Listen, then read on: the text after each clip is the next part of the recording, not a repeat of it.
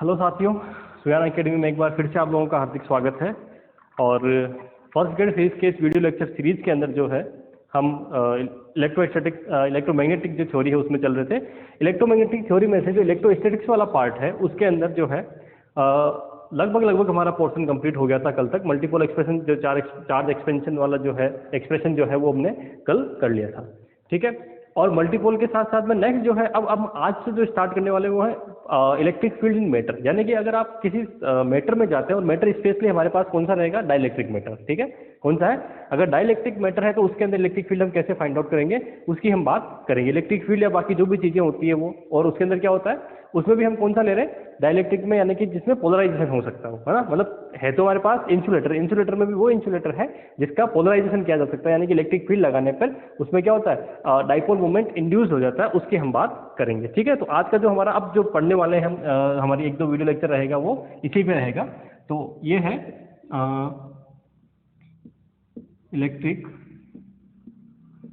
Field इन matter, है ना, कि जो मैटर है उस मैटर में इलेक्ट्रिक फील्ड हमारा किस तरह का रहने वाला है।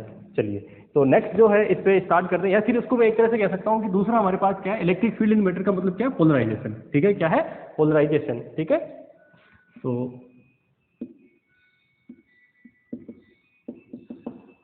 क्या हुआ, पोलराइजेशन हो गया। तो पोलराइजेशन जो है वो कैसे होगा उसकी मैं बात करता हूं। सबसे पहले मुझे यह मैटर कौन सा लेना है, जो हमारे पास इस तरह का इंसुलेटर हो, ठीक है, जिसमें नेट जो चार्ज है वो कितना हो, नेट फ्री चार्ज हो वो 0 हो। लेकिन जैसे ही हम क्या करते हैं उसके अंदर इलेक्ट्रिक फील्ड में उसको रखते हैं तो नेगेटिव चार्ज जो है वो क्या होता है, इलेक्ट्रिक फील्ड के अपोजिट डायरेक्शन में, पॉजिटिव चार्ज इलेक्ट्रिक फील्ड की डायरेक्शन में जो है वो क्या होता है, एटम्स या फिर मॉलिक्यूल्स जो भी होंगे जिससे वो बना हुआ है, वो मॉलिक्यूल्स क्या करते हैं, नेगेटिव और जो उसका पॉजिटिव चार्ज है वो दोनों क्या करते हैं, इलेक्ट्रिक फील्ड की तरफ पॉजिटिव चार्ज थोड़ा डिसलोकेट हो जाता है, और ये नेगेटिव चार्ज क्या होता है वो इलेक्ट्रिक फील्ड के अपोजिट डायरेक्शन में डिसलोकेट हो जाता है। तो वहां पे क्या होता है, वहां पे डाइपोल मूवमेंट इंड्यूस क्या बन जाता है, डाइपोल मूवमेंट बन जाता है, ठीक है। यानी डाइपोल होता है तो डाइपोल से क्या बनता है, डाइपोल मूवमेंट जो है वो इंड्यूस हो जाता है। इंड्यूस डाइपोल मूवमेंट का मतलब क्या है, पहले नहीं था, ठीक है, नेट कितना था 0, लेकिन इलेक्ट्रिक फील्ड लगाने की वजह से उसके अंदर वो चीज हो गई है, ठीक है। तो नॉर्मली अगर हम इसको देखें तो ये हमारा एटम जिसमें पॉजिटिव अंदर होता है, और जो नेगेटिव चार्ज है वो नॉर्मली क्या होता है, इस तरह से यूनिफॉर्मली डिस्ट्रीब्यूटेड होता है, ठीक है। ये इस तरह से डिस्ट्रीब्यूटेड होता है कि इसका टोटल जो चार्ज हो रहा है वो कितना हो रहा है, टोटल इलेक्ट्रिक फील्ड इसकी वजह से जो हो रहा है कितना हो रहा है, 0 है, ठीक है। नेम जब इसको क्या करते हैं हम इलेक्ट्रिक फील्ड में रखते हैं, ठीक है। अब क्या करते हैं इसके ऊपर एक इलेक्ट्रिक फील्ड अप्लाई करते हैं। जैसे इलेक्ट्रिक फील्ड अप्लाई करेंगे तो इसके अंदर जो चेंजेस होगा वो इस तरह का चेंजेस हो जाता है, ठीक है। और पॉजिटिव चार्ज जो है वो क्या हो रहा है, डिसलोकेट हो जाता है। उसकी वजह से क्या होता है, एक डाइपोल मूवमेंट है वो क्या होता है, इंड्यूस हो जाता है पी। ये कब केस है, जब आप क्या करते हैं इसके ऊपर एक इलेक्ट्रिक फील्ड जो है वो एक्सटर्नल इलेक्ट्रिक फील्ड है ना, एक्सटर्नल इलेक्ट्रिक फील्ड जब अप्लाई करते हैं तो उसकी वजह से क्या हो रहा है, इसके ऊपर इसमें जो है डाइपोल मूवमेंट है वो इंड्यूस हो गया, डाइपोल जो है वो इंड्यूस हो गया, ठीक है। अब ये डाइपोल मूवमेंट जो इंड्यूस हो गया वो किस पे डिपेंड करता है, वो जो हमारा इलेक्ट्रिक फील्ड है एक्सटर्नल इसके ऊपर डिपेंड करता है, ठीक है। तो यहां से जो हमारे पास इक्वेशन बनती है वो बनती है dipole movement, induced dipole movement equal to किसके इक्वल होता है, ये होता है, या ये कह सकते हैं कि डायरेक्टली प्रोपोर्शनल किसके होता है, ये होता है इलेक्ट्रिक फील्ड के। और जब यहाँ पे इसको प्रोपोर्शनलिटी चिन्ह आप हटाते हैं तो यहाँ आता है कांस्टेंट अल्फा, क्या आता है, कांस्टेंट अल्फा, ठीक है। और इस कांस्टेंट अल्फा को हम क्या बोलते हैं, इसको बोलते हैं एटॉमिक पोलराइजेबिलिटी। क्या बोलते हैं, एटॉमिक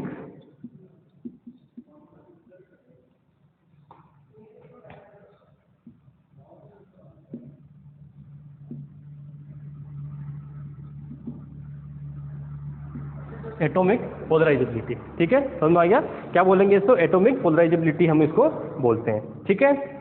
अब यहां से पोलराइजेबिलिटी, एक सेकंड, ये आएगा बीच में, पोलराइजेबिलिटी हो गया, ठीक है। अब यहां से पहली चीज तो ये, तो आप जब इसके डेरिवेशन में हम लोग नहीं जाएंगे, जब इसका डेरिवेशन करते हैं तो फाइनल इसकी जो वैल्यू मिलती है, मान लीजिए इस एटम की जो रेडियस है वो कितनी है, ए है, ठीक है। ए क्या है, एटॉमिक रेडियस। अगर एटॉमिक रेडियस या रेडियस आपको गिवन है तो उस केस के अंदर जो है एटॉमिक पोलराइजेबिलिटी होती है किसके इक्वल होती है, ये होती है 4 पाई एप्सिलॉन ए के, ठीक है। 4 पाई एप्सिलॉन ए क्यूब के, सॉरी 4 पाई एप्सिलॉन ए क्यूब की क्या होती है, बराबर होती है, ये होती है 4 pi epsilon not a cube के इक्वल होती है। ये आपको जो है, अब देखिए अब जितने भी हम फील्ड इन मैटर वाले पढ़ने वाले हैं, ये पूरा का पूरा आपका यूजी का कोर्स पोर्शन है, और यूजी के पोर्शन में से आपको न्यूमेरिकल प्रॉब्लम कम और उसके साथ साथ क्या है, न्यूमेरिकल प्रॉब्लम तो कम दी जाती है, और जो आपको डायरेक्ट फॉर्मूला है वो डायरेक्टली पूछे जाते हैं ना।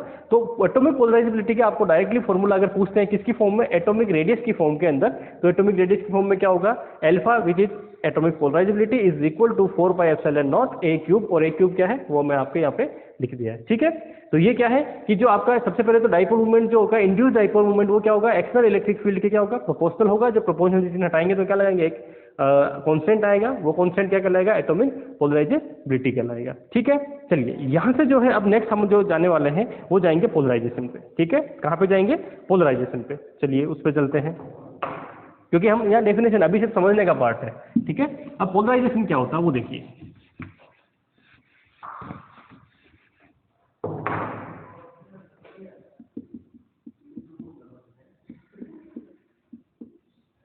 पोलराइजेशन यानी कि हिंदी में इसको कहेंगे क्या होगा, ध्रुवण। पोलराइजेशन का मतलब क्या है, ध्रुवण। ये जो ध्रुवण है या पोलराइजेशन है, उसको अगर एटॉमिक पोलराइजेबिलिटी की बात करेंगे तो वो क्या होगा, एटॉमिक पोलराइजेबिलिटी का मतलब हो गया परमाणुवीय ध्रुवणता। ठीक है, उसको क्या कहेंगे, पोलराइजेबिलिटी का मतलब ध्रुवणता ना, तो वो क्या हो गया, परमाणुवीय ध्रुवणता। परमाणु ध्रुवणता क्या थी, अल्फा, और ये क्या है, ध्रुवण यानी कि पोलराइजेशन। अब ये पोलराइजेशन का मतलब क्या है, जब आपने इलेक्ट्रिक फील्ड किसी मैटर में लगाया, ठीक है, जब आपने इलेक्ट्रिक फील्ड किसी मैटर पे लगाया तो मैटर में क्या हुआ, डाइपोल मूवमेंट इंड्यूस हो गया। ठीक है, अब वो एक एटम के लिए निकाला था, अभी जस्ट हमने जो पी निकाला था स्मॉल पी, वो क्या था, एक एटम के लिए था। अब ऐसे उसके अंदर बहुत सारे एटम्स होंगे, बहुत सारे मॉलिक्यूल्स होंगे। ठीक है, तो वो जो मॉलिक्यूल्स या जो एटम होंगे बहुत सारे, वो पूरे मैटर में फैले हुए हैं, तो पूरे मैटर के अंदर क्या होगा, पूरे मैटर के अंदर पोलराइज, वो उनका जो एटम है उनका पोलराइजेशन हो जाएगा, तो उससे क्या होगा, डाइपोल मूवमेंट इंड्यूस होंगे। अब वो dipole movement per unit volume कितना है, पोलराइजेशन का मतलब क्या है, induce dipole movement per unit volume. तो इसका मतलब क्या है, induced dipole movement per unit volume, यानी कि पर यूनिट वॉल्यूम जो है डाइपोल मूवमेंट कितना होगा, वही क्या हो जाता है, पोलराइज। तो इसका मतलब जो P है ये क्या होता है, वेक्टर होता है। ये P जो है ये किसके बराबर है, ये इसके बराबर है। ठीक है, dipole movement upon volume. Volume कौन सा, जिस वॉल्यूम में वो डाइपोल मूवमेंट होंगे। ठीक है, तो इसे हम इस डेफिनेशन समझ में आ गया, dipole movement per unit, induce dipole movement per unit volume, वो क्या है हमारे पास, पोलराइजेशन है। ठीक है, यहाँ से कंसेप्ट दिमाग में रखना, ये पोलराइजेशन अलग चीज है और डाइपोल मूवमेंट अलग चीज है, ये कई बार कंफ्यूजन रहता है, कंफ्यूजन दूर कर लेना। ठीक है, डाइपोल मूवमेंट का मतलब क्या है, डाइपोल मूवमेंट का टोटल डाइपोल मूवमेंट कितना है उस मैटर का जिसमें हमने इलेक्ट्रिक फील्ड लगाया है। ठीक है, दूसरा पर यूनिट वॉल्यूम कितना है, तो वो क्या होगा, ध्रुवण होगा, यानी कि पोलराइजेशन। और सारी की सारी इक्वेशन जो आती है वो किसमें आती है, पोलराइजेशन में आपको इक्वेशन मिलेगी आगे की। ठीक है, चलिए यहाँ से ये हो गया। अब हम आते हैं एक यूनिफॉर्म, कि अगर मान लीजिए पोलराइजेशन है वो यूनिफॉर्म पोलराइजेशन है। ठीक है, कौन सा पोलराइजेशन है, कि मान लीजिए पोलराइजेशन जो है वो क्या है, यूनिफॉर्म पोलराइजेशन है। ठीक है,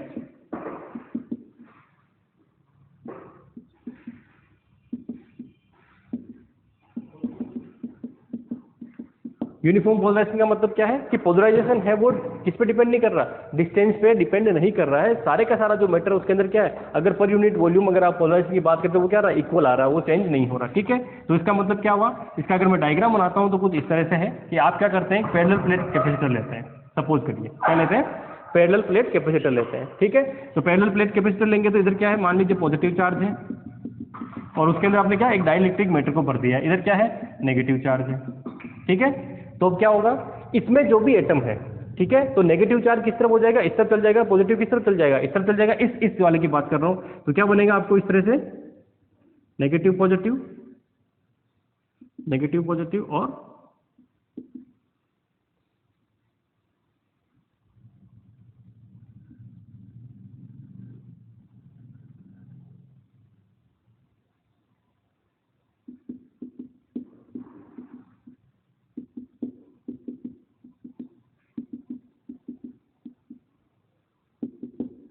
ठीक है, ये हो जाएगा। ये पूरे मोटर में 3D में चलेगा, मान लीजिए D मोटाई की है तो उसके अंदर भी चल जाएगा, लेंथ जो भी है इसकी उस हिसाब से हम देख लेंगे। ठीक है, तो क्या हुआ कि जब आपने किसी डाइलेक्ट्रिक मैटर को क्या किया, उस पर इलेक्ट्रिक फील्ड लगा, तो इलेक्ट्रिक फील्ड आउटसाइड की इलेक्ट्रिक फील्ड की डायरेक्शन क्या है हमारी, ये इलेक्ट्रिक फील्ड की डायरेक्शन हो गई। ठीक है, ये हमारा है एक्सटर्नल इलेक्ट्रिक फील्ड। उसकी वजह से क्या हुआ, पॉजिटिव चार्ज इलेक्ट्रिक फील्ड की डायरेक्शन में जो है वो डिस्प्लेस हो गया, नेगेटिव चार्ज इलेक्ट्रिक फील्ड के अपोजिट डायरेक्शन में डिस्प्लेस हो गया। इसकी वजह से क्या बना यहाँ पे, कुल मिला के जो इसकी वजह से यहाँ बन गया हमारे पास, इसमें पोलराइजेशन हो गया। सॉरी, हाँ क्या हो गया, हाँ सॉरी, पोलराइजेशन हो गया। तो पोलराइजेशन होने का मतलब क्या हुआ कि जो हमारे एटम्स थे या मॉलिक्यूल्स थे वो क्या हो गए, उसमें डाइपोल मूवमेंट इंड्यूस हो गया। अब डाइपोल मूवमेंट इंड्यूस हो गया तो यहाँ से देखें, तो देखिए अगर मैं यहाँ पे दो तरह की चीजें मुझे मिलेगी, यूनिफॉर्म पोलराइजेशन में दो तरह की चीजें मिलेगी। पहला क्या मिलेगा, वॉल्यूम बाउंड चार्ज, और दूसरा मुझे मिलेगा सरफेस बाउंड चार्ज। ठीक है, वॉल्यूम बाउंड चार्ज और सरफेस बाउंड चार्ज मिलेगा। तो देखिए वॉल्यूम का मतलब क्या है, जो इनसाइड में है, सरफेस का मतलब है जो इसके सरफेस पे होगा। तो अगर मैं इनसाइड की बात करूं तो आप इसको मिलाइए,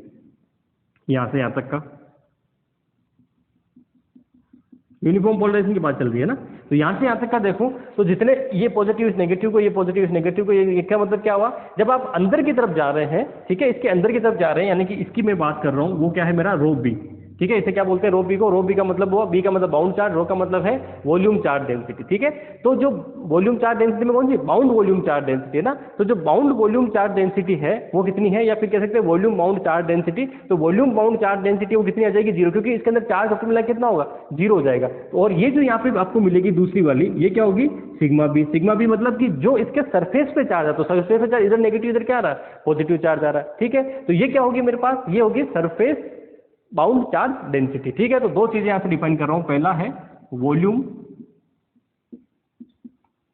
बाउंड चार्ज डेंसिटी। क्या डिफाइन किया हमने, वॉल्यूम बाउंड चार्ज डेंसिटी, जिसे मैं क्या कर रहा हूं, रो बी। और रो बी कितना आएगा, जीरो। किसमें, यूनिफॉर्म पोलराइजेशन की बात कर रहे हैं अभी। ठीक है, इसी तरह से दूसरा जो होगा वो क्या हो जाएगा मेरा, अभी बात करते हैं, चलो जीरो वगैरह जो भी है। दूसरा मुझे मिलेगा वॉल्यूम, ठीक है, सॉरी सरफेस, दूसरा क्या मिलेगा, सरफेस बाउंड चार्ज डेंसिटी, वो क्या होगी, सिग्मा बी। ठीक है, ये दो चीजें हैं अपने पास। इसी तरह से जब आप मान लीजिए सरफेस बाउंड चार्ज निकालेंगे, है ना, वॉल्यूम बाउंड चार्ज, तो वॉल्यूम बाउंड चार्ज डेंसिटी नहीं, ओनली क्या है, चार्ज, तो उसे क्या बोलेंगे, क्यू बी, वॉल्यूम है ना, तो क्यू बी और वी कर देते हैं ना, Q V B. V B मतलब कि क्यू वी बी का मतलब हो गया हमारे पास, या सिग्मा का रो में लिख देते हैं, चलिए इसको ऐसा कर देते हैं, क्यू रो बी कर देते हैं, है ना, q rho b. Q rho B का मतलब क्या हुआ, क्यू रो बी का मतलब हुआ कौन सा है, वॉल्यूम बाउंड चार्ज डेंसिटी की वजह से कौन सा हुआ, वॉल्यूम बाउंड चार्ज। यानी कि अगर आप पर यूनिट वॉल्यूम निकालते हैं तो क्या मिलेगा, रो बी, और टोटल चार्ज निकालते हैं इसके अंदर इनसाइड में, तो कितना होगा, वॉल्यूम बाउंड चार्ज कहेंगे। इसी तरह से जो है अगला हम कह देंगे सरफेस बाउंड चार्ज, है ना। ये सारी चीजें अच्छे से समझ लेना, क्योंकि आगे ये बहुत ज्यादा यूज आने वाली है डायरेक्टली। ठीक है, उसे हम कहेंगे Q sigma B. Q sigma B का मतलब क्या हुआ, सिग्मा बी का मतलब हुआ वो चार्ज जो क्या हो रहा है, सरफेस पे हो रहा है, सरफेस पे टोटल चार्ज कितना है वो। अब मुझे एक चीज बताइए कि क्या इसके अंदर हम जब हम इसको, जो भी हमारा डाइलेक्ट्रिक मैटर था, इस डाइलेक्ट्रिक मैटर को जब हमने इस इलेक्ट्रिक फील्ड अप्लाई नहीं किया है, तो किससे मिलकर बना हुआ था, एटम और मॉलिक्यूल्स। तो एटम और मॉलिक्यूल्स क्या होते हैं, उदासीन होते हैं, न्यूट्रल होते हैं ना, उसमें चार्ज कितना होता है, नेट चार्ज जीरो। ठीक है, तो इसका मतलब नेट चार्ज जीरो था। अब आपने उसको इलेक्ट्रिक फील्ड में रखा, उसकी वजह से क्या हुआ, पोलराइजेशन हुआ। ठीक है, डाइपोल मूवमेंट इंड्यूस्ड हुए, और फिर हमें ये चार्ज मिला, सरफेस और वॉल्यूम चार्ज। तो अगर मान लीजिए इस टोटल चार्ज को फिर से मैं जोड़ना चाहूँ तो कितना मिलेगा, क्योंकि देखिए चार्ज हमने नहीं दिया है, चार्ज जितना था उतना ही है, तो इसका मतलब पहले कितना था, जीरो। तो इसका मतलब नेट चार्ज होगा वो कितना होगा, नेट टोटल चार्ज। ये चार्ज आपको नॉन इक्वल टू जीरो हो सकता है, ये भी नॉट इक्वल टू जीरो हो सकता है, लेकिन इन दोनों का जो सम आएगा वो कितना आएगा, वो हमेशा इक्वल टू जीरो आएगा। किसमें, यूनिफॉर्म पोलराइजेशन की अगर मैं बात कर रहा हूँ, ठीक है, इसके अंदर, है ना। तो क्या हो जाएगा कि टोटल चार्ज क्यू टी वो क्या हो जाएगा, q rho b plus q sigma b, है ना। Q rho b plus q sigma b, और कितना आएगा, ऑलवेज जीरो।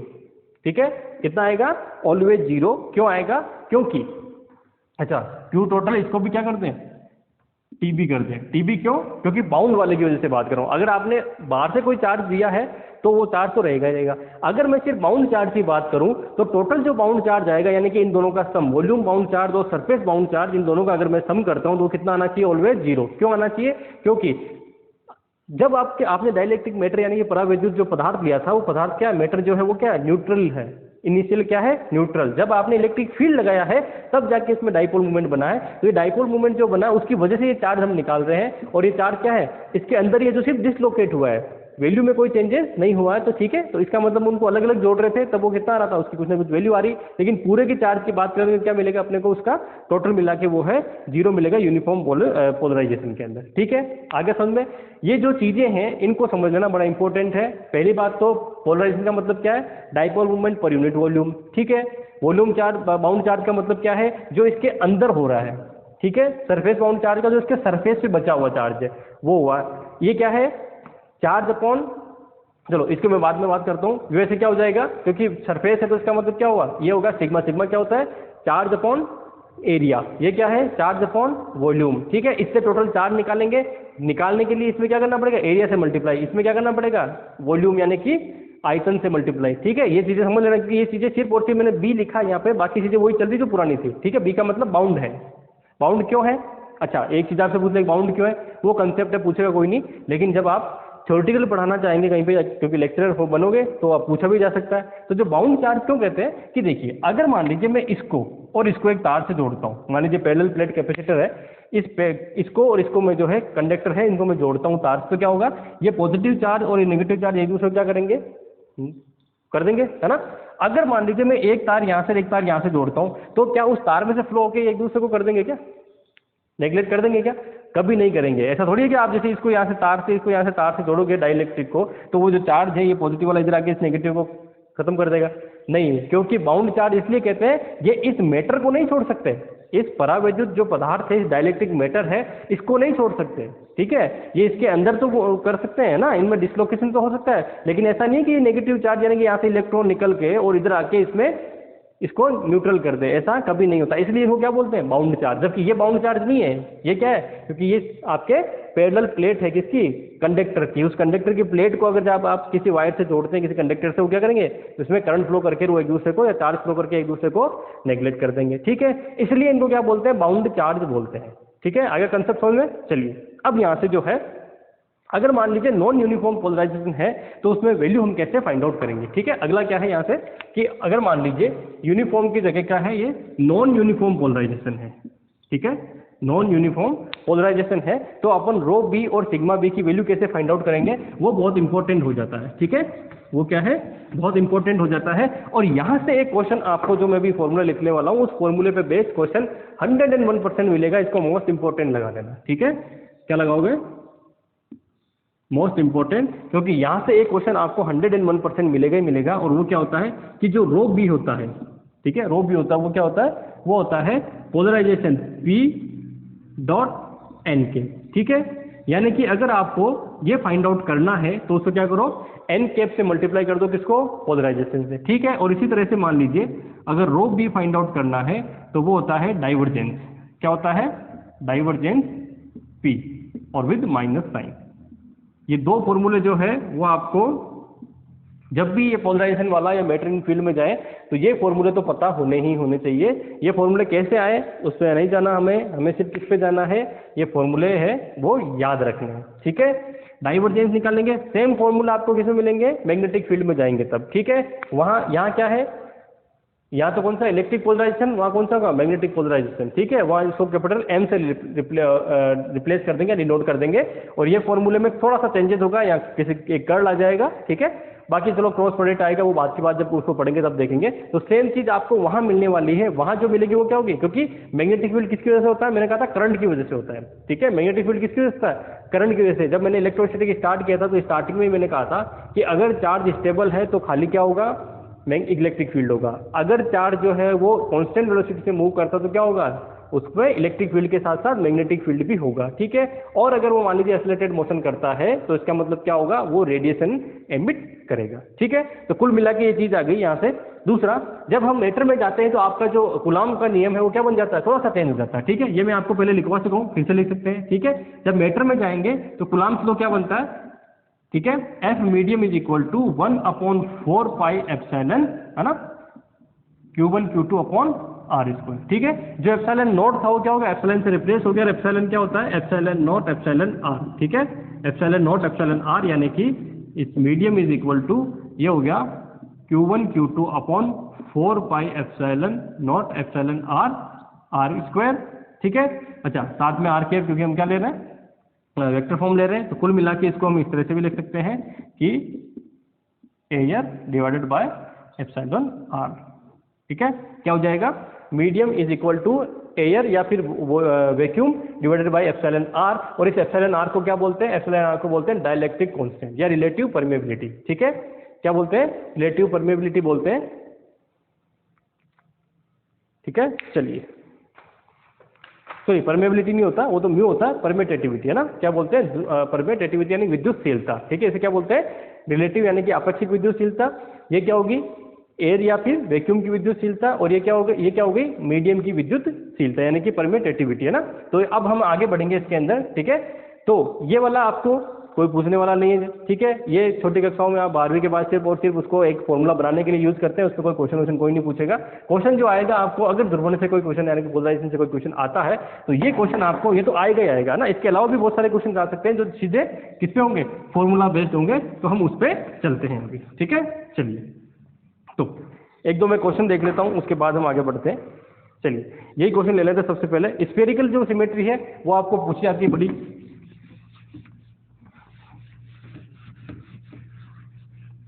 जैसे ये क्वेश्चन है, a sphere of radius capital R carries a polarisation. ठीक है, क्वेश्चन में है स्फीयर दिया है कैपिटल आर रेडियस का, और पोलराइजेशन जो दिया है वो गिवन है k vector r, k vector r, ये पोलराइजेशन दिया है। और where k is a constant and r is a distance from the centre, centre से डिस्टेंस है वो दी गई है, और टोटल मिला के जो है आपको स्फीयर जो है वो इस तरह का दिया है, जिसकी रेडियस कितनी है, कैपिटल आर रेडियस का स्फीयर है। इसको क्या किया है भाई, मैटर का बना हुआ है, डाइलेक्ट्रिक मैटर का, इसको आपने इलेक्ट्रिक फील्ड में रखा, तो क्या होगा, इलेक्ट्रिक फील्ड में रखोगे तो चार्ज इस पे डिस्ट्रीब्यूटेड हो जाएंगे। इलेक्ट्रिक फील्ड डायरेक्शन ये होगी, तो नेगेटिव इस तरफ, पॉजिटिव इस तरफ, बीच में भी नेगेटिव पॉजिटिव बहुत सारे डाइपोल्स बनेंगे। ठीक है, चलिए, उसके साथ साथ में दूसरा है, आगे क्वेश्चन दिया है, calculate the bound charge density, पूछा है सिग्मा बी और रो बी दोनों पूछी है। उसके साथ साथ में find the electric field inside and outside the sphere due to the bound charge only. ठीक है, ओनली बाउंड चार्ज की वजह से क्या निकालना, ये आपको इलेक्ट्रिक फील्ड फाइंड आउट करना है। ठीक है, चलिए, हो जाएगा। चलिए, स्टार्ट करते हैं। सबसे पहले आपको क्या करना है, ये दोनों फाइंड आउट करने हैं। ठीक है, तो दोनों फाइंड आउट करने हैं, तो ये फाइंड आउट करते हैं, तो करिए फाइंड आउट। तो इसमें क्या होना चाहिए कि जो मेरा जो सिग्मा बी है, ठीक है, जो सिग्मा बी है वो किसके बराबर होता है, सिग्मा बी जो है वो इक्वल होता है पी डॉट एन कैप। अब ये एन कैप का मतलब क्या है, यहाँ समझना है इसे। एन कैप का मतलब है कि जो आपका सरफेस है, सरफेस चार्ज डेंसिटी की बात कर रहे हैं, तो जो आपका सरफेस है उस सरफेस के डायरेक्टली परपेंडिकुलर जो होगी वही क्या होगी, हमारी एन कैप डायरेक्शन होगी। तो इसमें आ जाइए, इसमें जो सरफेस है वो सरफेस कहाँ है, ये वाला सरफेस है। तो इस सरफेस के, मान लीजिए इस पॉइंट की बात करता हूँ, तो इसके डायरेक्टली प्रोपोर्शनल कौन सा होगा, ये। तो ये डायरेक्शन किसकी हुई, ये हुई मेरे आर कैप की। तो इसका मतलब जो मेरा एन कैप होगा, इसको मैं क्या कह रहा हूँ, एन कैप, वो किसके बराबर होगा, आर कैप के बराबर होगा। समझ में आ रहा है मेरी बात को, कहने का मतलब क्या है कि जो आपका एन कैप होगा, इस एन कैप का मतलब है जो सरफेस है उस सरफेस के परपेंडिकुलर डायरेक्शन। ठीक है, तो यहां लिख लीजिए, एन कैप का मतलब क्या है, परपेंडिकुलर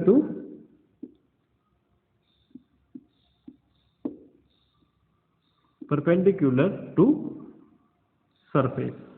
जो भी सरफेस है उसके परपेंडिकुलर जो डायरेक्शन होगी वो किसकी होगी, एन कैप की। और वो डिपेंड करेगा, जब आप स्फेरिकल सिमेट्री में है तो कुछ और मिलेगा, किस पॉइंट पे है उसकी बात करेंगे। जब आप सिलेंड्रिकल सिमेट्री में है उसका भी मैं क्वेश्चन लूंगा तो कुछ और इक्वेशन मिलेगी। ठीक है, तो चलते हैं इसके अंदर। तो ये हमारे को पोलराइजेशन दिया, तो यहाँ से रख दीजिए कि ये जो है वो हो जाएगा के vector r dot n cap, और that is n cap means r cap, है ना, डॉट आर कैप।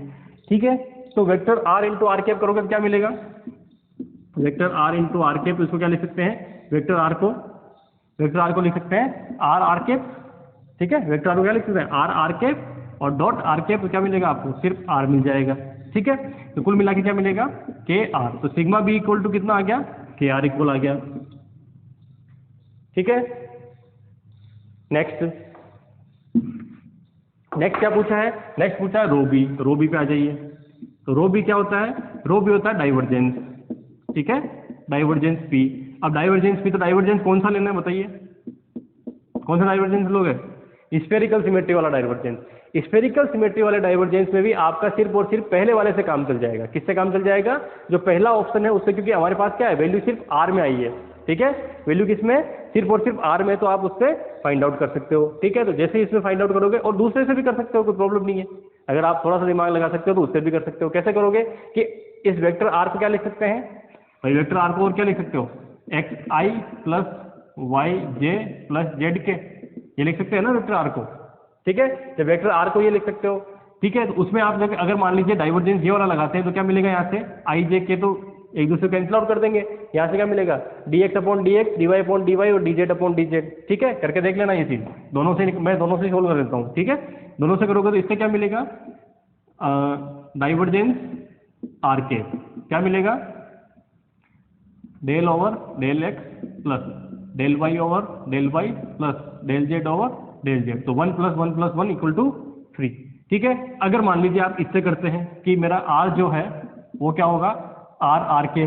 ठीक है, तो यहाँ से जो आपका डाइवर्जेंस मिलता है वो क्या मिलता है, अगर पहले की बात करूँ मैं सिर्फ आर वाले कंपोनेंट की, तो 1/r²।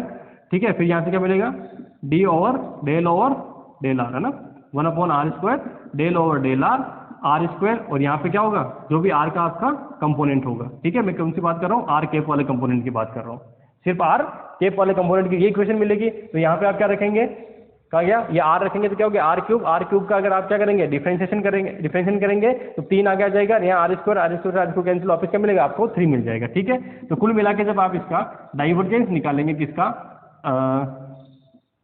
के वेक्टर आर का, तो कितना आएगा, 3, अच्छा माइनस है ना, माइनस तो क्या आएगा, -3k, कितना आ जाएगा, -3k जो है इसका आंसर आ जाएगा। ठीक है, दोनों चीज आप करके देख लेना, कोई प्रॉब्लम नहीं है इसके अंदर, है ना भाई। आप एक्स वाई जेड वाला यानी कि कार्टेशियन में भी कर सकते हैं, पोलर में भी, स्फेरिकल में भी कर सकते हैं, दोनों से सेम वैल्यू मिलने वाली है। ठीक है, तो कुल मिला के आपके पास क्या, सिग्मा भी और रो भी आ गया। ठीक है, क्या आ गया, सिग्मा भी और रो भी आ गया। अब इससे नेक्स्ट में चलते हैं। नेक्स्ट में क्या चलते हैं, इलेक्ट्रिक फील्ड आउटसाइड और इनसाइड पूछा है। इलेक्ट्रिक फील्ड कितना पूछा है, आउटसाइड और इनसाइड पूछा है। ठीक है, तो आउटसाइड, अब इलेक्ट्रिक फील्ड के लिए क्या करोगे, सीधा सीधा किस पे जाना, गाउस के नियम पे जाना है। इलेक्ट्रिक फील्ड के लिए क्या जाना है, सीधा सीधा गाउस के नियम पे जाना है। और एक चीज और लिख लेना, क्या लिख लेना, जब आप इलेक्ट्रिक फील्ड फाइंड आउट करेंगे इस केस के लिए, ठीक है, तो गाउस के नियम में थोड़ा सा चेंजेस क्या करना है कि आपका क्या होता है, ई डॉट डी ए, है ना, सरफेस इंटीग्रल, है ना, E dot D A is equal to, यहाँ लिखेंगे क्यू एनक्लोज। ठीक है, Q enclose upon epsilon naught, और एनक्लोज कौन सा है, बाउंड।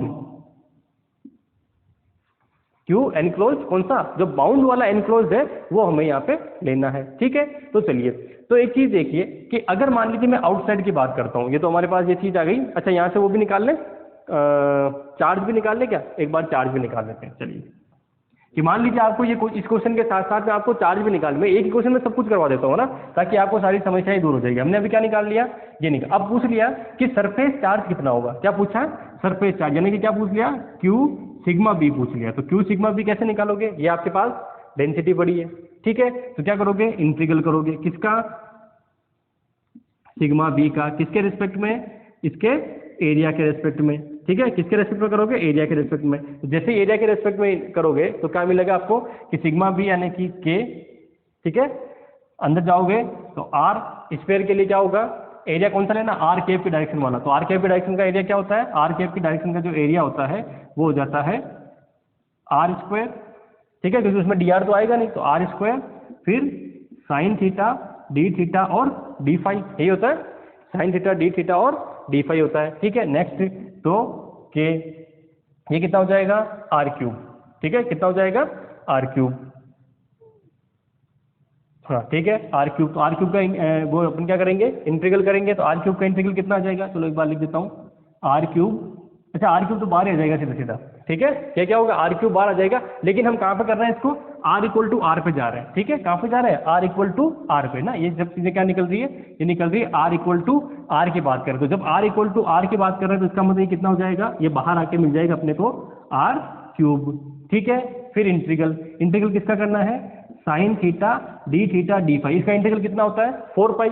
आपको पता है sine theta D theta D phi का इंटीग्रल कितना होता है, 4 पाई। तो इसका मतलब क्यूब जो आएगा आपके पास वो कितना आ जाएगा, 4 पाई के r³, किसमें, पॉजिटिव में। ठीक है, कितना आ गया, 4 पाई के r³ आ गया। ठीक है, हाँ ठीक है। नेक्स्ट के अंदर जो है मुझे किसके लिए निकालना है, इसके लिए निकालना है कि ये जो है क्यू रो भी कितना होगा। ठीक है, तो क्यू रो भी कितना होगा, तो उसके लिए क्या करना पड़ेगा, अब वो कहाँ से कहाँ तक होगा, वो जो है क्योंकि इन साइड में है तो इन साइड का मतलब r इक्वल टू 0 से लेकर r इक्वल टू r के बीच में होगा वो, ठीक है। तो वो निकालते हैं। अब उसके अंदर क्या करना पड़ेगा आपको, वो करना पड़ेगा रो बी dv। क्या करना पड़ेगा, रो बी, जैसे इसमें था एरिया तो उसमें क्या होगा वॉल्यूम इंटीग्रल, तो क्या, तो वॉल्यूम इंटीग्रल कर दीजिए। तो वॉल्यूम इंटीग्रल क्या हो जाएगा यहाँ से, तो ये देखिए इंटीग्रल इसकी वैल्यू रखिए तो -3 के, है ना, -3 के, उसके बाद में ये हो जाएगा r square sine theta D R D theta D phi, volume element लेना पड़ेगा, तो वॉल्यूम एलिमेंट ले लिया, ठीक है। उसके बाद में कांस्टेंट है उसको बाहर ले लीजिए, -3 के बाहर ले लिया, इसमें क्या आ गया r square sine theta D R D theta D phi. इस पूरे का इंटीग्रल करते हो क्या था, टोटल वॉल्यूम है ना, ये वॉल्यूम एलिमेंट है ना dv, तो इसका इंटीग्रल कितना था स्क्वायर के लिए पूरा 4 पाई r स्क्वायर, और लिमिट क्या रखोगे आप, r की जो लिमिट रखोगे, करके दिखाऊं क्या, ये हमने कर रखा है, फिर बार बार देखो वही चीजें आ रही है, इससे मैंने कहा था एक बार अगर आप प्रैक्टिस कर लोगे तो सारी चीजें ठीक हो जाएगी, ठीक है। तो डी आर कहाँ से 0 टू r, ठीक है, 0 से pi sine theta D theta, 0 से 2 पाई ये फाई, ठीक है। पूरा सोल्व करोगे कितना जाएगा यहाँ से r क्यूब, ठीक है, r क्यूब बाई 3, आगे वाले में जाओ नहीं कितना है, हाँ r क्यूब बाई 3, ठीक है, कितना जाएगा r क्यूब बाई 3, इधर कितना आएगा 4 पाई, तो कितना हुआ 4/3 पाई r क्यूब, और यही होता है इसका स्क्वायर का एरिया, ठीक है। तो क्या मिलेगा आपको -3 के, यहाँ से क्या मिलेगा कैपिटल r क्यूब अपॉन 3, यहाँ से कितना मिलेगा 4 पाई, इस 3 से 3 कैंसिल आउट, तो कितना मिला 4 पाई के r क्यूब, किसमें विद माइनस साइन, किसमें मिलेगा विद माइनस साइन। अब आप यहाँ देखिए यहाँ क्या आ रहा है 4 पाई के r क्यूब, वहाँ आ रहा -4 पाई के r क्यूब, तो इसका मतलब जो मैंने आपको थोड़ी देर पहले कहा था, क्या कहा था कि जो क्यों बाउंड टोटल चार्ज है, टोटल चार्ज किसका होता है रो बी के प्लस सिग्मा बी के, ठीक है। तो रो बी सिग्मा बी कितने में 4 पाई के r क्यूब और प्लस 4 पाई के r क्यूब, दोनों को जोड़ोगे कितना आएगा, ठीक है। जो हमने कहा था उसको प्रूव कर दिया कि आप अगर कभी भी बात करते हैं इसकी, तो ये दोनों क्या होंगे एक दूसरे के इक्वल आएंगे, लेकिन दोनों की जो नेचर होगा वो क्या होगा अपोजिट नेचर का होगा, ठीक है। तो ये हमने बात कर ली किसकी, पोलराइजेशन की। और ये कितना आ रहा है, ऑलवेज जो टोटल बाउंड चार्ज होगा कितना होगा, टोटल बाउंड चार्ज 0 होगा, क्योंकि हम जब डाइलेक्ट्रिक को किसी इलेक्ट्रिक फील्ड में रख रहे हैं तो वो क्या रख रहे हैं, न्यूट्रल था वो, ठीक है। तो वो हमेशा उसमें कोई चार्ज इंड्यूस होता है, डाइपोल मूवमेंट इंड्यूस होता है, चार्ज नहीं होता है, ठीक है। चलिए, तो यहाँ से जो है हमारे पास ये आ गया। अब हमारा क्वेश्चन था कि इलेक्ट्रिक फील्ड कैसे फाइंड आउट करें। अगर मान लीजिए यही क्वेश्चन इस तरह का होता है तो इलेक्ट्रिक फील्ड कैसे फाइंड आउट करें इस क्वेश्चन में, ठीक है। तो इसको भी मिटा देता हूँ। इलेक्ट्रिक फील्ड के लिए मैंने आपको ये लिख दिया, गाउस का नियम क्या होगा, चार्ज एनक्लोज, यानी कि जो आपका सरफेस है जहाँ पे आपको इलेक्ट्रिक फील्ड फाइंड आउट करना है वहाँ गाउसियन सरफेस लिखिए, उसको एनक्लोज कर दीजिए, ठीक है। तो पहली बात करते हैं, पहली बात क्या करते हैं, जब आपका r is greater than r, ये इसका मतलब क्या है आउटसाइड, सारे एक क्वेश्चन में सब कुछ आ गया है ना, ये आउटसाइड है। जब आउटसाइड की हम बात करेंगे तो आउटसाइड में क्या होगा कि जब आउटसाइड में आप, इसका मतलब कहाँ जा रहे हैं, इस वाले पॉइंट पे, तो इस वाले पॉइंट पे आप गाउसियन सरफेस बनाएंगे इस तरह का, ठीक है भाई, ये वाला केस है ना आउटसाइड का मतलब, तो इस तरह बनाएंगे। तो जब इस तरह का इक्वेशन आप बनाएंगे तो ये बना दी इक्वेशन, और डी ए, ठीक है, इक्वल टू यहाँ क्या देंगे क्यू एनक्लोज। तो अब बताइए बाउंड चार्ज कितना है इसके अंदर, तो बाउंड चार्ज बाहर कितना होगा 0, क्योंकि देखो हमारे पास इसमें बाउंड चार्ज लिखेंगे तो क्या होगा, ये प्लस ये इस वाले सरफेस के लिए क्या दोनों इसके अंदर आ रहा है, दोनों इसके अंदर आ रहा है, कितना आ रहा है, टोटल मिला के 0 आ रहा है, तो इसका इसमें बाउंड चार्ज कितना हुआ 0, तो इसका मतलब इलेक्ट्रिक फील्ड भी कितना हो जाएगा इसमें 0, यानी कि ई आउट कितना होगा 0 हो जाएगा। अब आते हैं इनसाइड, ठीक है, इनसाइड में क्या है r is less than r, ठीक है, r is less than r के लिए electric field E in D A is equal to, अब इनका मतलब क्या है कि आप यहाँ पे हो कहीं पे, ठीक है, यहाँ पे हो तो यहाँ पे चार्ज कौन सा होगा, क्या यहाँ पे सिग्मा वाला होगा, क्या सरफेस बाउंड चार्ज होगा क्या, नहीं, क्योंकि सरफेस बाउंड चार्ज यही खत्म हो गया। यहाँ कौन सा होगा वॉल्यूम बाउंड चार्ज, और वॉल्यूम बाउंड चार्ज कौन सा कि सिर्फ और सिर्फ यहाँ से यहाँ तक का वॉल्यूम बाउंड चार्ज, ठीक है, कहाँ से कहाँ तक का, ये वाला वॉल्यूम बाउंड चार्ज होना चाहिए, ठीक है। तो ये वाला वॉल्यूम बाउंड चार्ज होना चाहिए, इसका मतलब क्या होगा, यानी कि रो dv अपॉन एप्सिलॉन नॉट, ये भी कौन सा रो बाउंड वाला, ठीक है। तो निकालिए इसको, इधर कितना बनेगा, ये तो बनेगा E inside equal to 4 pi, area कितना होगा 4 पाई r स्क्वायर, इसका एरिया कितना होगा 4 पाई r स्क्वायर, ठीक है। आ जाइए आगे, ये मैं डायरेक्ट लिख रहा हूँ। अब देखो आपको मैंने बहुत क्वेश्चन करा चुका हूँ, वैसे मैं डी ए बार बार ले रहा हूँ, तो डी ए कितना होगा वो मैं आपको डायरेक्ट लिख दिया, ठीक है। यहाँ आ जाइए, रो कितना होगा, अभी रो भी फाइंड आउट किया था अपन ने, रो भी कितना फाइंड आउट किया था कितना किया था रो भी, देख लीजिए एक बार, -3k है ना। कितना फाइंड आउट किया था, रो भी जो फाइंड आउट किया था वो किया था -3k इस क्वेश्चन के लिए। ठीक है, तो रख दीजिए यहाँ पे -3k। वॉल्यूम क्या हो जाएगा, r² sin theta dr d theta d phi 1/ε0 आगे चल रहा है। अब ये वॉल्यूम इंटीग्रल करेंगे इस स्फीयर के लिए, तो लिमिट क्या रहेगी, 0 से स्मॉल r। तो 0 से स्मॉल r की लिमिट के लिए जब इसको सोल्व करोगे तो क्या आएगा, 4/3 पाई r क्यूब, है ना। क्या आएगा, 4/3, ठीक है, विद माइनस साइन, 4/3 और पाई r क्यूब, तो पाई r क्यूब और एक एप्सिलॉन जो है वो नीचे चल ही रहा है। ठीक है, इस 4 पाई से 4 पाई कैंसिल, इससे आप ये कैंसिल आउट कर दीजिए, तो इलेक्ट्रिक फील्ड जो आपको मिलेगा वो इलेक्ट्रिक फील्ड इनसाइड क्या मिलेगा, माइनस, और अच्छा 3k का आ गया, 3k रखना भाई, ये 3k है ना, और इस 3 से क्या हो गया, ये 3 भी कैंसिल आउट हो गया।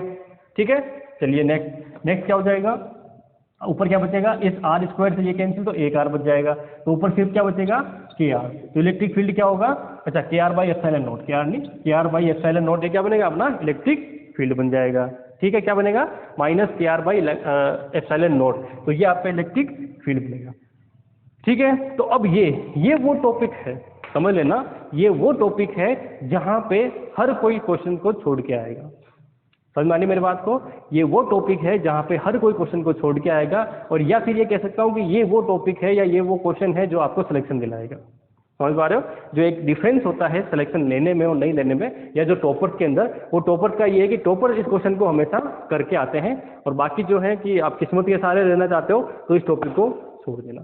ठीक है, लेकिन ये टॉपिक करके जाना है, बहुत इजी टॉपिक होता है। जब भी हम मैटर में जाते हैं, ठीक है, इलेक्ट्रिक फील्ड के लिए, तो हम कभी उसको इस तरह से पढ़ते ही नहीं है उस टॉपिक को। जब आप यूजी में होते हैं या पीजी में होते हैं, सिर्फ और सिर्फ आप क्या करते हैं, 5 ईयर पेपर पढ़ के उसको सोल्व करके परसेंटेज 80-85% बनाते हैं और बनते हैं, है ना। इसलिए हम क्या इस पे इतना ध्यान नहीं देते। 11-12 तक तो क्या फिर भी थोड़ा बहुत ध्यान देते हैं न्यूमेरिकल्स पे, यहाँ पे आने के बाद हम न्यूमेरिकल्स पे ध्यान देते नहीं, लेकिन न्यूमेरिकल बड़े ईजी होते हैं यहाँ पे। ठीक है, सिर्फ आपको कंसेप्ट पता होना चाहिए। जब हम इसकी बात कर रहे हैं तो हम बाउंड चार्ज की बात करेंगे। किसकी बात करेंगे, बाउंड चार्ज की बात करेंगे। ठीक है, ये क्वेश्चन इस तरह का हो गया है, और अगर आपको मैं क्वेश्चन देना चाहूं तो चलिए मैं क्वेश्चन दे देता हूं, ये आप घर पे करके लाएंगे। ठीक है, अब मैं पोलराइजेशन जो दे रहा हूं, क्योंकि देखिए स्फेरिकल सिमेट्री का मैंने करा दिया, तो स्फेरिकल सिमेट्री का क्वेश्चन मैं दूंगा नहीं आपको। अब मैं जो आपको क्वेश्चन देने वाला हूं वो किसका दूंगा, वो दूंगा सिलेंड्रिकल सिमेट्री का। ठीक है, सिलेंड्रिकल सिमेट्री का क्वेश्चन देता हूं। क्वेश्चन लिखिए कि पोलराइजेशन जो है वो इस तरह से है आपका कि P polarisation is equal to 5z² + 7 z²। ठीक है, ये पोलराइजेशन गिवन है, किसमें है, स्फेरिकल, सॉरी ये z में, ये y, ये x, और ये इस तरह से जो है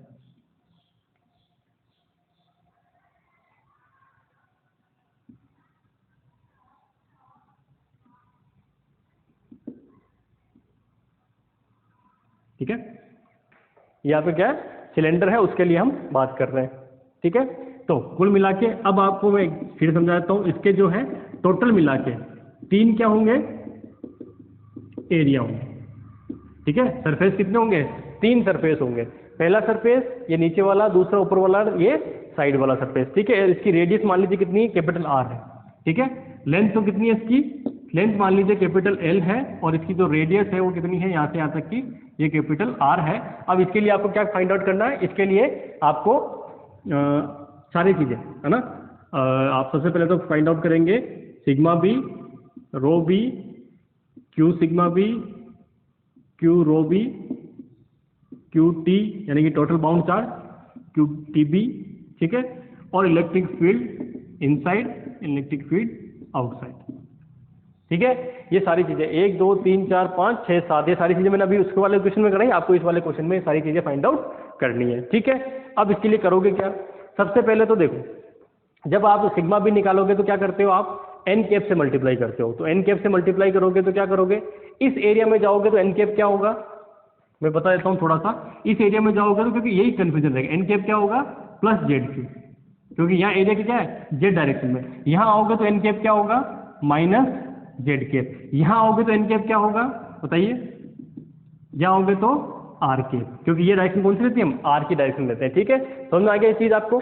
तो यह क्या होंगे आपको, जब आप इसमें आर फाई और क्या लेते हैं, जेड लेते हैं, तो इसमें आपको इस तरह से एन कैप लेना है, हर एक एरिया के लिए एन कैप अलग होगा। अब यहाँ से आप देखिए डॉट प्रोडक्ट कर रहे हैं, तो डॉट प्रोडक्ट कर रहे हैं, इसका मतलब क्या हुआ, डॉट प्रोडक्ट में हमेशा सेम का सेम के साथ डॉट प्रोडक्ट 1 आता है, बाकी सब क्या होता है 0। तो इसका मतलब जब आप पोलराइजेशन निकालेंगे तो पोलराइजेशन की डायरेक्शन क्या होगी, पोलराइजेशन की डायरेक्शन सिर्फ इधर और इधर, ये दोनों में से कोई एक डायरेक्शन। ठीक है, इधर क्या आएगा, नेगेटिव, उधर आएगा पॉजिटिव, इसका मतलब पॉजिटिव टू नेगेटिव पोलराइजेशन की आपकी क्या रहेगी, डायरेक्शन रहेगी। तो इन दोनों के लिए निकाल के जोड़ना, वो आपका क्या रहेगा। ठीक है, रो फाइंड आउट करोगे, रो भी में तो सिर्फ क्या करना, वॉल्यूम इंटीग्रल करना है, तो इसका वॉल्यूम इंटीग्रल करना आपको आता है, कोई प्रॉब्लम नहीं है। ठीक है, फिर ये दोनों निकालोगे तो सरफेस से मल्टीप्लाई करना है, इसको किससे मल्टीप्लाई करोगे, इसको सरफेस से मल्टीप्लाई करोगे, इसको किससे मल्टीप्लाई करोगे, वॉल्यूम से मल्टीप्लाई करोगे। वो आप फाइंड आउट करोगे इक्वेशन निकाल के कि आपकी इक्वेशन किस में बन रही है। ठीक है, टोटल चार्ज दोनों को जोड़ दोगे। इलेक्ट्रिक फील्ड इनसाइड अभी मैंने आपको निकाल के बताया, आउटसाइड में निकालोगे क्या आएगा, ऑलवेज 0। क्यों, क्योंकि जब आउटसाइड में जाओगे तो टोटल चार्ज जो आपका क्या हो रहा है, टोटल चार्ज ऑलवेज क्या आता है, 0। तो इसका मतलब आउटसाइड में क्या रहेगा, हमेशा 0 रहेगा। इनसाइड में इलेक्ट्रिक फील्ड जरूर रहेगा, और वो कितना रहेगा वो आप निकाल के मुझे बताएंगे। ठीक है, कोई समस्या नहीं है, बहुत सिंपल सा क्वेश्चन है। सिर्फ और सिर्फ आपको दिमाग लगाना है कि यहाँ पे कंफ्यूजन क्या ना रखना, क्योंकि जितने एरिया उतने, क्योंकि स्फीयर में सिर्फ एक ही एरिया होता है बाहर वाला सरफेस, इसलिए हमने आर कैप से काम चल किया। यहाँ पे क्या है, 3 एरिया, तो तीनों से मल्टीप्लाई करके देखना है। तो इससे तो वैसे ही 0 आएगा, क्योंकि आर कैप का जब आप जेड कैप के साथ मल्टीप्लिकेशन करोगे डॉट क्या मिलेगा, 0। इसका इसके साथ और इसका इसके साथ, ये दोनों करके इन दोनों को जोड़ के आप आंसर निकालेंगे। जो आपको वैल्यू मिलेगी वो क्या हो जाएगी, आपकी सिग्मा भी हो जाएगी। ठीक है, तो यहाँ पे सरफेस चार्ज डेंसिटी अलग रहेगी, यहाँ पे सरफेस चार्ज डेंसिटी आपकी अलग रहेगी। तो यहाँ पे चार्ज अलग रहेगा, यहाँ पे चार्ज अलग रहेगा, वो चीज़ आप फाइंड आउट करेंगे। ठीक है, चलिए नेक्स्ट जो है मैं आगे वाला टॉपिक पे चलता हूँ। अब आते हैं हम, पोलराइजेबिलिटी हो गया, ये हमने देख लिया। हाँ, अब आ जाते हैं हम इलेक्ट्रिक ससेप्टिबिलिटी। एक और मैं यहाँ पे जो है इंट्रोड्यूस कर रहा हूँ फिजिकल क्वांटिटी, जिसे हम बोलते हैं इलेक्ट्रिक ससेप्टिबिलिटी, है ना। इलेक्ट्रिक ससेप्टिबिलिटी, SE,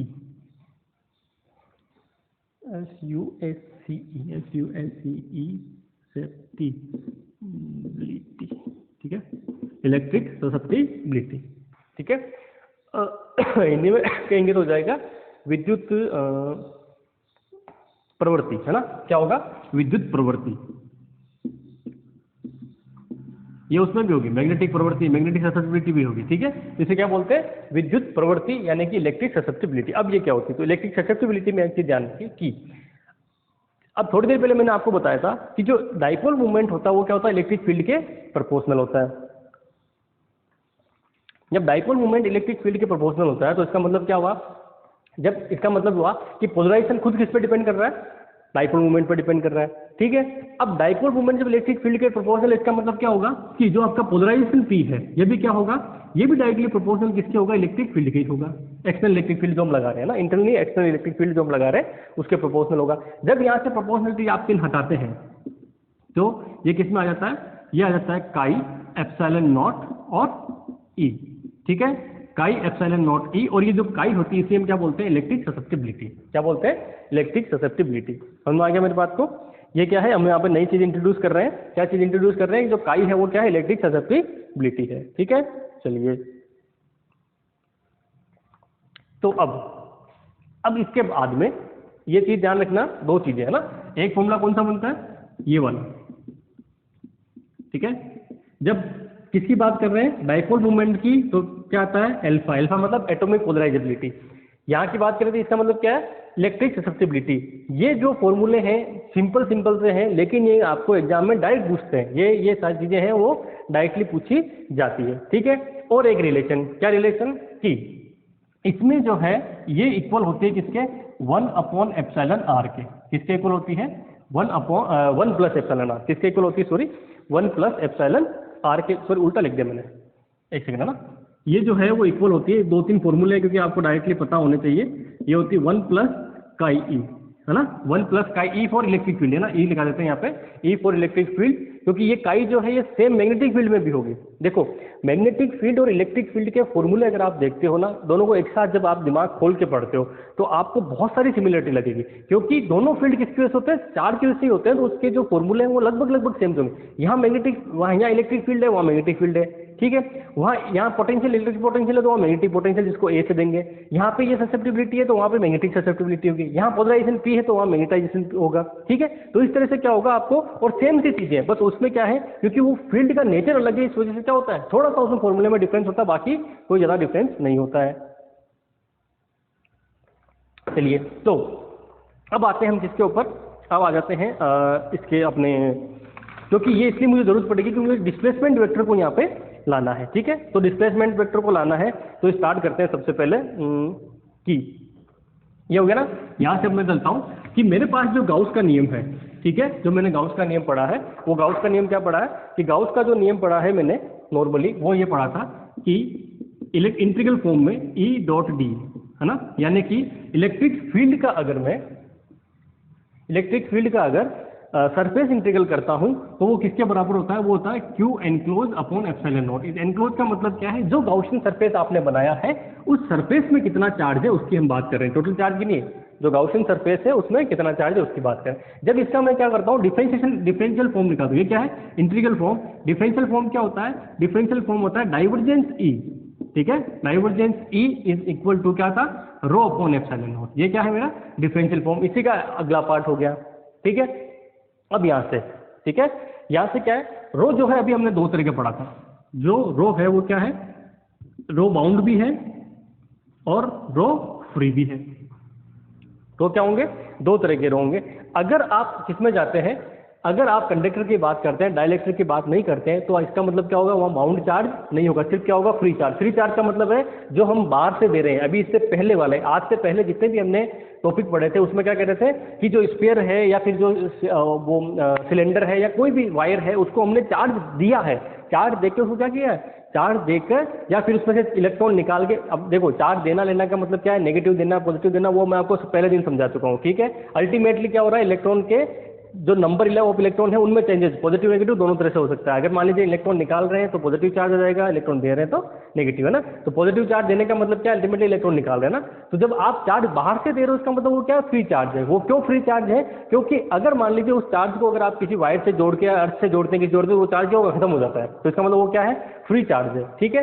लेकिन इसको बाउंड चार्ज क्यों, क्योंकि ये चार्ज अभी मैंने आपको थोड़ी देर पहले पढ़ाया था कि अगर मान लीजिए डाइलेक्ट्रिक है तो डाइलेक्ट्रिक है, इसका मतलब क्या होगा, डाइलेक्ट्रिक होने का मतलब उस इलेक्ट्रिक फील्ड की वजह से जो इसमें हम रख रहे हैं उसकी वजह से क्या होगा, उसके ऊपर जो है डाइपोल मूवमेंट जो है वो इंड्यूस हो जाता है और वो बाउंड होता है, क्योंकि उसको आप खत्म नहीं कर सकते तार से जोड़ के, ठीक है।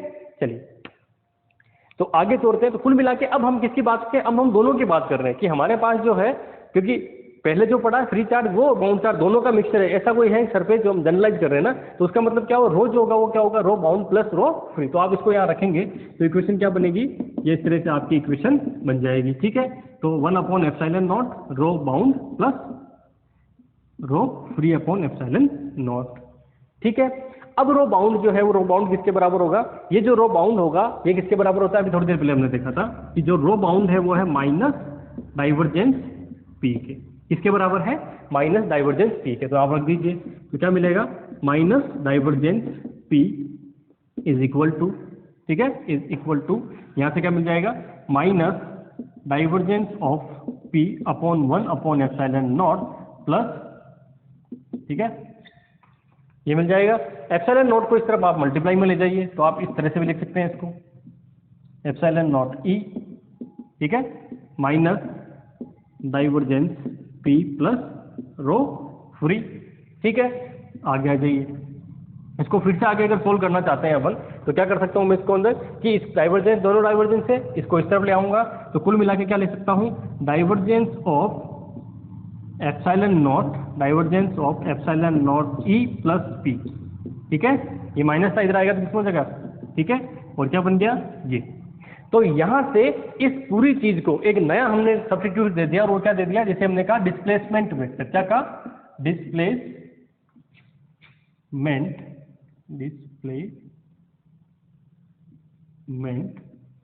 वेक्टर डी, और वो डी क्या है, epsilon naught E plus P, epsilon naught E plus P, और वो ई प्लस पी क्या हो गया हमारे पास कि divergence of D is equal to rho free, divergence of E is equal to rho free. और यहां से एक चीज समझ में आइए कि अब अगर मान लीजिए आपके पास सिग्मा या फिर रो बाउंड वगैरह नहीं है, पोलराइजेशन नहीं है, उसके बावजूद सिर्फ और सिर्फ अगर आप डिस्प्लेसमेंट वेक्टर निकालते हैं, ठीक है, क्या करते हैं आप, डिस्प्लेसमेंट अगर वेक्टर निकालते हैं तो ये जो डिस्प्लेसमेंट वेक्टर होगा, ठीक है, ये डिस्प्लेसमेंट जो वेक्टर होगा ये क्या निकलेगा, इस पे किसी भी बाउंड चार्ज की निकालने की हमें जरूरत नहीं, सिर्फ और सिर्फ फ्री चार्ज जो हम बाहर से दे रहे हैं उससे काम चल जाएगा। यानी कि अगर आप उस डाइलेक्ट्रिक मटेरियल के बारे में नहीं जानते उसके बावजूद भी आप क्या निकाल सकते हैं, इलेक्ट्रिक फील्ड वगैरह फाइंड आउट कर सकते हैं। कैसे कर सकते हैं, इस तरह से कि अगर मान लीजिए मैं इसको और आगे सोल्व करना चाहूँ तो रो फ्री को क्या लिख सकता हूँ, रो फ्री को क्या अगर मैं क्यू में चेंज करना चाहूँ तो क्या लिखूंगा, अगर इसको क्यू में चेंज करना चाहेंगे तो क्या हो जाएगा, अभी इंटीग्रल फॉर्म में लाके तो इसको मैं दूसरी फॉर्म क्या लिख सकता हूँ, जैसे यहाँ लिखा था, है ना, तो इसकी इंटीग्रल फॉर्म लिखना चाहूँ, इंटीग्रल फॉर्म क्या हो जाएगी, अब मैं बार बार ये इंटीग्रल डिफरेंशिएशन नहीं समझाऊंगा आपको, है ना, ये आपको मैं बहुत समझा चुका हूँ, ठीक है। तो यहाँ क्या हो जाएगा, डी, क्या हो जाएगा, डी, ठीक है, यहाँ से यही जा रहा है ना वापिस, इधर क्या हो जाएगा, सिर्फ और सिर्फ क्यू फ्री। तो इसका मतलब क्या है कि आपका जो है काम किससे चल सकता है, क्यू फ्री अगर आपको पता है, यानी कि चार्ज जो आपसे बाहर से दे रहे हैं उसके बारे में अगर आपको पता है तो आप इसका डिस्प्लेसमेंट वेक्टर फाइंड आउट कर सकते हैं, और जैसे ही डिस्प्लेसमेंट वेक्टर आपका फाइंड आउट कर लोगे देन उसके बाद क्या होगा, ठीक है, आगे चलते देखिए अभी बताता हूं मैं। तो पी आपका क्या था, अभी थोड़ी देर पहले मैंने आपको लिखाया था,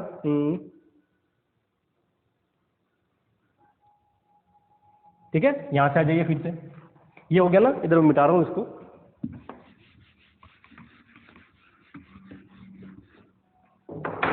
इसी से है ना।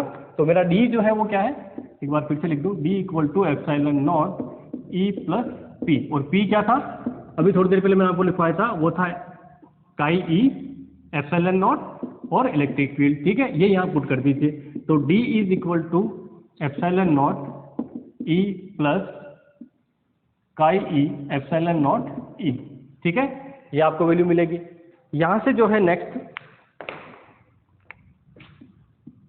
D इज इक्वल टू क्या कॉमन आ रहा है, एप्सिलॉन नॉट, ये पूरा आ जाएगा कॉमन, तो एप्सिलॉन नॉट काई ई प्लस ई, और 1 प्लस काई ई किसके बराबर होता है, ये होता है एप्सिलॉन आर, यानी कि डाइलेक्ट्रिक कांस्टेंट के इक्वल। तो D इज इक्वल टू क्या जाएगा, एप्सिलॉन नॉट एप्सिलॉन आर, और ये, ठीक है, तो ये आपके पास क्या मिलेगा, डिस्प्लेसमेंट वेक्टर जो है वो मिल जाएगा, क्या होगा, एप्सिलॉन नॉट एप्सिलॉन ई एप्सिलॉन आर ई, और आगे अगर इसको लिखना चाहे तो ये किसके इक्वल होता है, ये होता है एप्सिलॉन के इक्वल, ठीक है। तो डी जो है या तो इसके इक्वल होगा या एप्सिलॉन नॉट और ई नॉट। ई नॉट का मतलब क्या है, ये इलेक्ट्रिक फील्ड कौन सा है, ये इलेक्ट्रिक फील्ड वो है जो मैटर यानी कि डाइलेक्ट्रिक रखने के बाद जो है रिजल्टेंट, और ये कौन सा है, अगर डाइलेक्ट्रिक नहीं है एयर में है तो कितना है, जो मैटर में है तो इलेक्ट्रिक फील्ड कितना है, और ये जब आप एयर या वैक्यूम में हो तो इलेक्ट्रिक फील्ड कितना है। तो कुल मिला के जो डिस्प्लेसमेंट वेक्टर होता है वो ये, ठीक है, ये और ये और ये सारी की सारी इक्वेशन जो है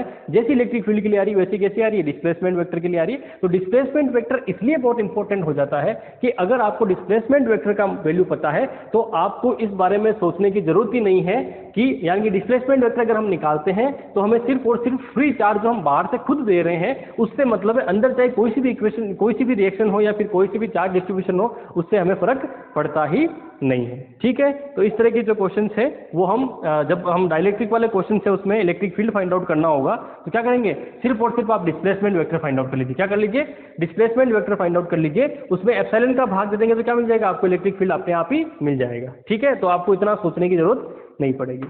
चलिए देखते हैं टाइम क्या हुआ, उसके बाद आगे के क्वेश्चन के बारे में सोचते हैं। हाँ टाइम हो गया है तो मैं अभी आगे और कुछ क्वेश्चंस नहीं लूंगा, इसके जो क्वेश्चंस हैं वो मैं कर लूंगा। अभी आपके लिए एक्सरसाइज ये रहेगी कि आप ये सारी की सारी जो एक्सरसाइज है वो एक बार रिपीट कर लें। डी क्या होता है, पी, दोनों पी क्या होते हैं, रो बी सिग्मा, ये सारी की सारी चीज़ें हैं उसको एक बार क्लियर कर लेना, क्योंकि जैसे ही सिग्मा नाम आता है, सिग्मा बी नाम आता है, वो क्लियर होना चाहिए कि हाँ मैं किसके बारे में बात कर रहा हूँ। रो बी का मतलब आया तो किसके बारे में, डिस्प्लेसमेंट डी का मतलब डी के ये फॉर्मूले सब चीज़ें मैं यूज़ करने वाला हूँ। ये यहाँ तक का अगर आप पोर्शन यूज़ कर लेते हैं ना, क्योंकि देखो अब ये पोर्शन जितना भी, ये पोर्शन तो कम है, मतलब ये पोर्शन जो है आपका बहुत लंबा चौड़ा नहीं है, पोर्शन कम है, लेकिन इसमें से क्वेश्चन बहुत ज़्यादा आएंगे आपके पास, ठीक है। कल जो हम इसके आगे जाएंगे तो, क्योंकि अब देखिए यही चीज़ें सारी की सारी जब हम वापस किस में जाएंगे, जब मैक्सवेल इक्वेशन पढ़ेंगे तो मैं फिर से यही चीज़ें वापस यूज में लूंगा, यही जो आपके गाउस के नियम, इलेक्ट्रिक फील्ड, मैग्नेटिक फील्ड के सबके लेके फिर हम इसको सोल्व करेंगे, ठीक है। तो ये सारी चीज़ें आप देखना, और जब ये करीब करीब अब जो इलेक्ट्रोस्टैटिक्स वाला जो पोर्शन है वो मुझे जहाँ तक लग रहा है वो मैं करीब करीब एक वीडियो या 2 वीडियो लगेंगे जिसमें हम कंप्लीट कर लेंगे, ठीक है। तो इसके अंदर आप देखिए आपने कितना कोर्स कर लिया, 10-12 वीडियो के अंदर हमने 11th-12th का यानी कि सीनियर सेकेंडरी का जो आपका इलेक्ट्रोस्टैटिक वाला पोर्शन था वो, प्लस बीएससी की जो बुक्स है उसके कम से कम 3 या 4 चैप्टर जो है वो आपके कवर हो जाएंगे सिर्फ इस हिस्से में, ठीक है। चलिए 2 या 3 वीडियो लेक्चर यानी 10-12 वीडियो लेक्चर में हमारा इतना सारा काम होने वाला है, ठीक है। तो अगर मान लीजिए यही मान लीजिए मैं करता कैसे कि पहले आपको ये पढ़ा था सीनियर सेकेंडरी का, उसके बाद फिर यूजी में चलते तो फिर वापस वो पोर्शन रिपीट करते, तो हो सकता है कि आपको बहुत लंबा जो है वो वीडियो लेक्चर पे हो जाते हैं हमारे, ठीक है। और कंसेप्ट भी थोड़ा कम समझ में आते हैं, क्योंकि देखो अब लगातार में चल रहे हैं कि हम पहले एयर में थे तो किस तरह से हमने इक्वेशन सोल्व की, जब हम मैटर में आए तो हमने किस तरह से इक्वेशन सोल्व की, बस वो वाली चीज़। तो ये कंटिन्यूसली जो आपका है वो बना रहेगा, है ना, ठीक है। चलिए, थैंक यू वेरी मच।